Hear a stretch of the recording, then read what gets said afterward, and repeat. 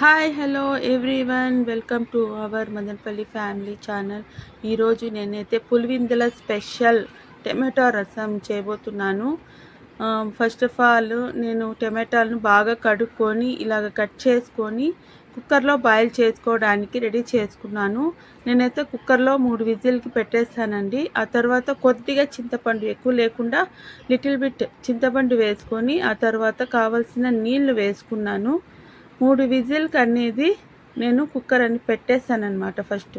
తర్వాత దీంట్లో నేను కొద్దిగా పసుపు, రాళ్ళ ఉప్పు వేసి ఇలా కుక్కర్ మూత పెట్టేసినాను.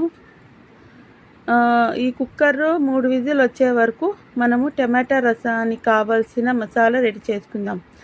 ఫస్ట్ ఆఫ్ ఆల్ నేను ఇక్కడ జీలకర్ర, కొద్దిగా మిరియాలు, జీలకర్ర కంటే మిరియాలు కొంచెం తక్కువగా వేసుకుంటాను. కరివేపాకు, ఆ తర్వాత దీని బిర్యానీలో ఉండే మసాలాలు ఉంటాయి కదండి, ఆ పువ్వు అనేది దాంట్లోని కొద్దిగా పార్ట్ తీసుకున్నాను. దీన్ని బాగా వేయించుకోవాలి. లాస్ట్లో మనము తెల్లగడ్డ అనేది వేసుకోవాలి. ఇలాగా సిమ్లో పెట్టుకోవాలన్నమాట. ఎక్కువగా కాంచుకోకుండా, ఎక్కువగా కాగి ఇచ్చేసుకోకుండా. తర్వాత ఇది కాగిపోయిందండి. ఆ తర్వాత ఈ టమాటాలు అనేది నేను సపరేట్గా తీసుకున్నాను. ఆ టమాటాలు అనేది చల్లారించే వరకు నేను మసాలా రెడీ చేసుకుంటానండి.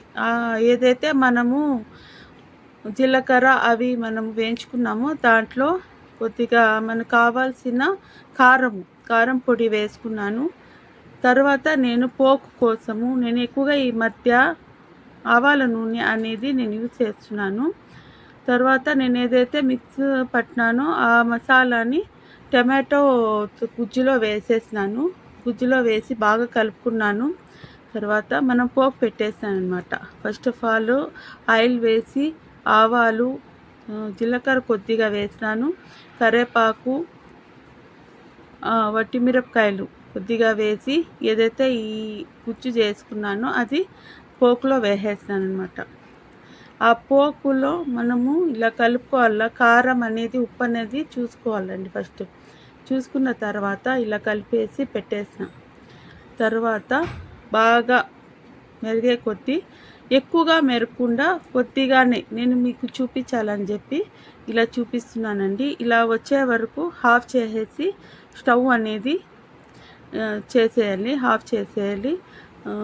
టమాటా రసం అనేది రెడీ అయిపోయిందండి. మన పులివిందల టమాటా రసం స్పెషల్, చాలా టేస్టీగా ఉంటుంది. అన్నంలో చాలా టేస్టీగా ఉంటుంది. దీంతో పాటు మనము చికెన్ ఐటమ్స్ కానీ, ఏదైతే నాన్ వెజ్ ఐటమ్స్ కానీ, లేకపోతే ఏదైతే అప్పడం కానీ, లేకపోతే ఓన్లీ రసం అన్నం కూడా చాలా టేస్టీగా ఉంటుంది. మీరు కూడా ట్రై చేసింటే నాకు కామెంట్ బాక్స్లో కామెంట్ చేయండి. థ్యాంక్ యూ సో మచ్ అండి.